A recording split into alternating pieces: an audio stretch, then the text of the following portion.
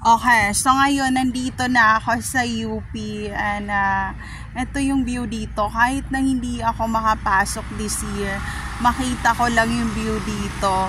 Ayan, kung makita ko lang yung view na yan, masaya na ako. Ayan, happy na ako doon.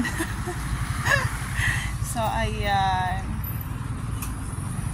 Ayan, nandito ako sa Office of Admission. So ayun, titingnan ko kung magkano yung per unit and magkano yung full units and magkano yung babayaran for the tuition and ano yung kanilang mga subject na ganyan. So yun, pero hindi pa ako mag-i-enroll ngayon. Tanong-tanong na muna kasi yung last na pumunta ako dito na umuulan, sarado yung admission. So ngayon, by October, magtatanong na naman ako kung siguro ngayon sa airport kung anong month na pwedeng buksan ng airport from Cotabato City, Mindanao. So ayun, yun yung mga gagawin ko ngayon. Tatanungin ko kung kailan pwede ako mag-flight direct to Cotabato City kasi ang hirap bumaba sa Davao. Sobrang layo ng Davao City to Davao Airport. So ayun, yun lang, gusto ko lang i-share, friends, and mag-ingat kayong lahat. There's no safe place to all targeted individual out there. Take care always, everyone. So let's move on into the registrar office. Alam nyo ba, parang view ng Baguio. So ayan, diba, parang view siya ng Baguio. Oh my God, meron ng mga student already had their uniform but not all na naka-uniform talaga.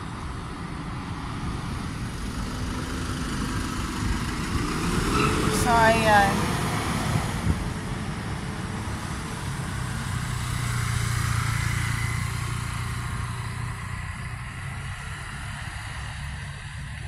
Pag napunta kaya ako ng Hong Kong, tatanungin ko kaya sila, magkano kaya ang tuition or magkano yung per unit sa Hong Kong or paano ko ba malaman ang identification ko sa embassy ng China.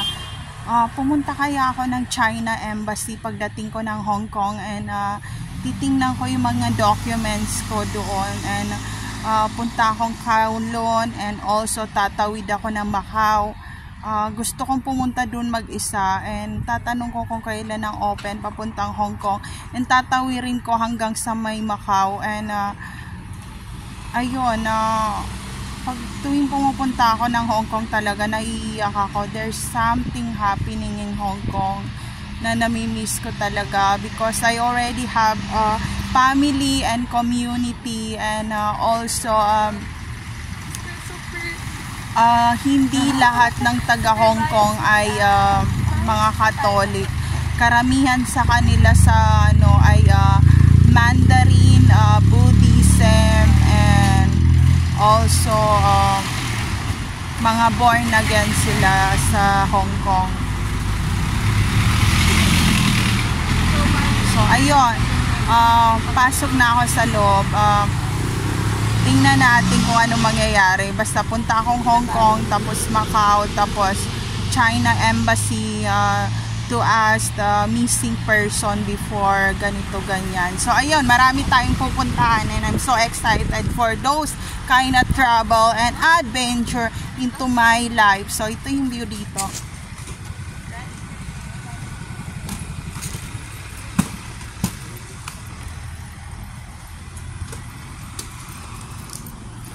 So off na muna ang camera. Mamaya pakita ko sa inyo yung aking outfit. UP or UST. Syempre UST. Private yun eh. government to eh. So, ayun lang. Gusto ko lang i-share, friends.